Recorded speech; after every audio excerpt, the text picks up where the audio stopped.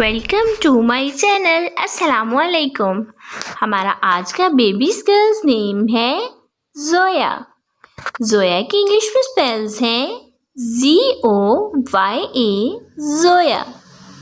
इस नेम का मज़हब है इस्लाम और जिन्स है इस नेम का लड़की।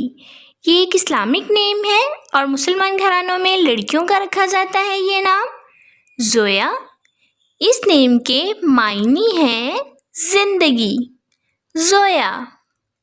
इस नेम के हरूफ की बात करें तो उर्दू में इसके 4 हरूफ के साथ एक लफ्ज़ बनता है जोया और इंग्लिश में इसके 4 वर्ड 1 लेटर जोया। तफसील है इस नेम की जोया अली, जोया अली। इस तरह से हम ये नाम रख सकते हैं।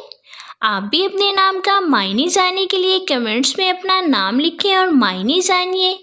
एंड अपने नाम की स्पेशल वीडियो बनवाने के लिए भी आप मेरे कमेंट बॉक्स में कमेंट कर सकते हैं। And please subscribe my channel, like, comment and share. Okay dears, फिर मिलेंगे न्यू नेम न्यू वीडियो के साथ। अपना ख्याल रखिएगा, दुआओं में याद रखिएगा। अल्लाह हाफिज़।